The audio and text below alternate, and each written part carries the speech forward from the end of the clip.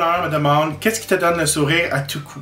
À tout coup, il y a plusieurs choses. Il y a ma filleule, Marguerite, ma belle petite pinotte de 7 ans, que j'aime beaucoup. J'espère un jour avoir une petite fille comme elle parce qu'elle est absolument incroyable. Mais qu'est-ce que vraiment qui. Ça va vraiment être total parce que je fais juste passer puis j'ai le goût de rire puis de sourire. Des bruits de pets. C'est immanquable, là. Si je crois que j'ai entendu un bruit de pète ou si, mettons, je pète moi-même, des fois je vais rire. Donc, je sais que tu dois être en train de rire, mais c'est honnêtement ma réponse. L'eau veilleux me demande la personne que tu admires le plus. Je dirais, ça serait mon papa, parce que mon père, pour moi, c'est l'homme de ma vie, c'est l'homme le plus fort, c'est l'homme le plus intelligent. Mon père m'a toujours dit en tout cas, de poursuivre mes rêves, puis de m'être toujours gardé un plan B. Parce que c'est beau poursuivre tes rêves, mais si jamais ça fonctionne pas tout de suite, il faut être certain de retomber sur ses pattes. Donc mon père a toujours eu une bonne influence sur moi, il a toujours eu des bonnes paroles, il m'a toujours écouté, il m'a toujours supporté, il m'a toujours donné de l'amour, mon père. C'est pas... la plupart de mes amis sont toujours un peu surpris de voir quand je représente mon père ou mon père, je vais faire la bise ou je vais lui donner une caresse, puis ils sont comme « Oh mon Dieu, tu as donné une caresse à ton père. » Ben, pour moi, ça a toujours été normal. Mon père n'a jamais été... Il n'a jamais été honteux de ça, de nous démontrer de l'amour comme ça en public ou peu importe, ou nous supporter ou nous dire je t'aime. Donc pour moi, je trouve ça extraordinaire. Donc moi, mon papa, c'est la personne que j'admire le plus. Corinne2803 me demande comment es-tu arrivé à être maquilleur pour Marimé? Comment ça s'est passé et depuis quand l'es-tu? Marimé, elle m'a trouvé sur l'internet en fait, sur mon... Je pense que c'était sur mon YouTube ou mon Instagram ou mon Twitter. On a juste commencé à s'échanger des tweets, des messages. Ça a commencé par... ça a commencé comme ça, puis après ça a été des textes, puis téléphone, puis tout ça. Puis c'est elle qui m'a approché, donc j'ai été vraiment chanceux qu'elle a vu mes vidéos maquillage, puis qu'elle a bien aimé. Donc c'est comme ça qu'on s'est rencontrés, ça fait presque 2 ans. Puis ça tombe bien parce que on est devenus de bons amis. Puis elle aime beaucoup ce que je fais, puis elle supporte mes rêves, mon rêve d'être maquilleur, puis de déménager, puis tout ça. Donc j'ai été très chanceux. Par contre, je suis pas son maquilleur 100% parce que je suis pas encore à Montréal. Donc la plupart du temps, elle va utiliser Sophie Faro à Montréal, qui est une artiste incroyable. Donc elle a son Glam Team à Montréal. Mais quand je peux, moi, me déplacer pour aller la voir, comme en festival cet été, je me déplace beaucoup. Parce que je me suis dit, c'est le temps d'être occupé, c'est le temps de goûter à ton futur gang-pain principal, donc puis passer du temps avec Marie, puis la gang de boys, puis la gang de production J, il n'y a rien de mieux parce qu'ils sont vraiment exceptionnels. Donc c'est comme ça que ça a commencé avec Marie. Lenny401 me demande 2 questions. La première question, veux-tu m'épouser? Donc absolument, oui, tu es mon âme sœur. Quand viendras-tu ramasser tes brillants dorés tombés du cadeau de Marimé dans mon char? C'est vraiment drôle parce que on était à un surprise party pour Marimé, puis j'avais enveloppé un cadeau avec un genre de ruban avec beaucoup de brillants. Puis je l'avais mis dans sa voiture, mais les brillants tombaient partout. Fait que là, c'est pour ça qu'elle me dit ça. Mais la réponse à cette question, c'est jamais.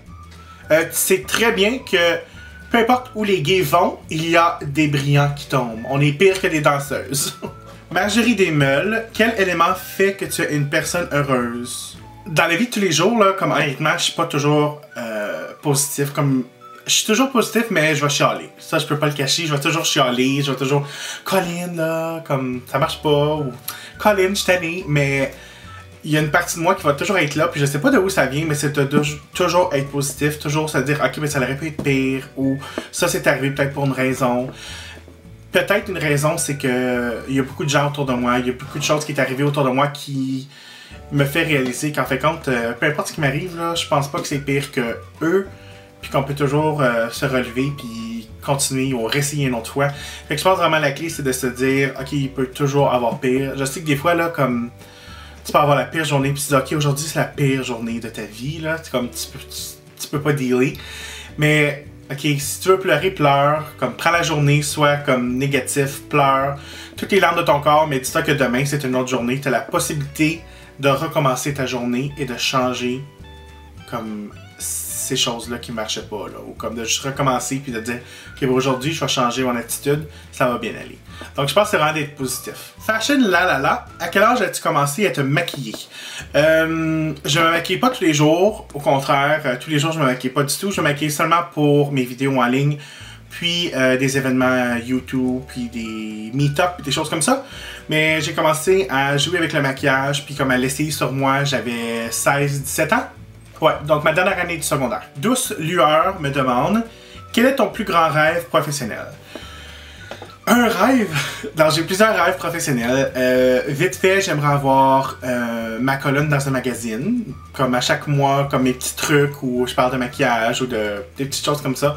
Peu importe le magazine, j'aimerais juste comme un jour me dire, ok, ben j'ai ma colonne à chaque mois dans un magazine, j'aimerais ça. J'aimerais voyager pour rencontrer les gens qui me supportent, voyager pour pour maquiller les gens d'un peu partout dans le monde. Rêve professionnel vraiment un peu fou là, mais j'aimerais être tellement occupé que, disons, ok, demain matin je prends un jet avec tel artiste, on s'en va à Paris, puis après il faut revenir ici, puis après on s'en va à Hong Kong, comme vraiment jet set là, comme tu sais, comme mardi on est à Paris, puis le mercredi il faut être à Tokyo, puis j'aimerais ça vivre cette expérience là. Je sais que c'est très très difficile parce que j'ai des amis maquilleurs qui font ça, qui sont chanceux, ben en fait compte, moi, en tout cas, je les trouve chanceux de faire ça. Puis eux autres aussi, je trouve chanceux, mais c'est très très difficile sur le corps, sur l'esprit, l'état d'âme et tout ça. Mais quand on adore ce qu'on fait, là, c'est exceptionnel. Donc, un autre rêve, ce serait d'avoir ma collection maquillage, ma ligne maquillage. Quoi d'autre? On dirait que ça me fait comme des petits papillons à l'intérieur parce que je me sens tellement chanceux. Puis il y a tellement de choses que j'ai vécues que c'est des petits rêves que j'avais à moi. Comme c'est super. Lids Love, si un génie sortirait d'une lampe magique et te demanderait de faire 3 vœux, lesquels seraient-ils? 3 vœux. Ça serait... Oh, c'est difficile. 3 vœux. Donc, mon premier vœu, ça va être égoïste un petit peu, mais ça serait avoir beaucoup d'argent parce que j'aimerais être capable de supporter mon père, ma belle-mère, ma soeur, ma filleule, être certain que mes amis les plus proches aussi. J'ai beaucoup de connaissances, mais j'ai pas d'amis extrêmement proches. Je suis une personne quand même assez réservée puis secrète, qu'on peut dire. Mais j'aimerais être certain que ces personnes-là soient capables de vivre agréablement, comme vous savez, là, avoir une voiture, avoir un condo, une maison, quelque chose comme ça. Ça serait vraiment quelque chose que j'aimerais leur donner. Donc mon premier vœu, ça serait d'avoir assez d'argent pour leur donner ça. Deuxième vœu, ça serait de toujours garder une passion pour mes rêves. Pas nécessairement d'accomplir mes rêves, c'est certain que je veux les accomplir, mais de jamais perdre cette étincelle-là. Parce que c'est certain qu'on a une liste de rêves, moi j'en ai une, mais si on coche toutes ces rêves-là, après qu'est-ce qu'on fait? Il faut s'en faire d'autres, il faut garder la petite excitation à l'intérieur. Donc, ça serait ça mon deuxième vœu, ça serait de toujours anticiper puis de vouloir encore plus dans la vie, être positif en fait compte. Ça sonne bizarre, mais c'est ça. Puis troisièmement, c'est certain que comme les vœux, là, la paix sur la terre, puis que personne décède, puis des choses comme ça, mais le troisième vœu, ça serait...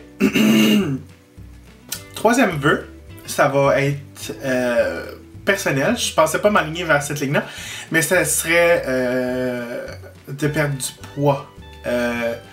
Depuis que je suis jeune, il y a toujours eu comme des intervalles, là, comme on grossit, on maigrit, on grossit, on maigrit, mais ça serait vraiment d'avoir le willpower. Je sais que je suis capable en ce moment, mais ça serait comme, c'est encore égoïste, mais ça serait comme ça, être capable de perdre du poids, puis juste comme être à l'aise avec mon corps, puis la personne que je suis.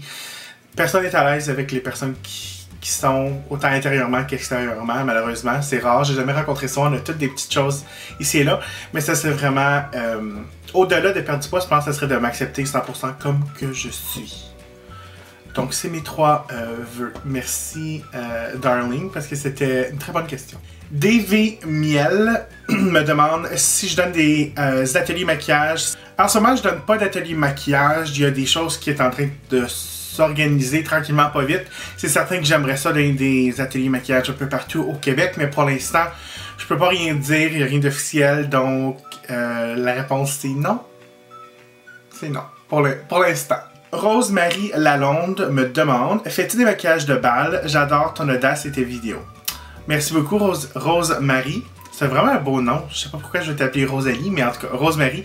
Je fais pas beaucoup de maquillage de mariée ou de bal. Mon horaire est un peu trop chargé.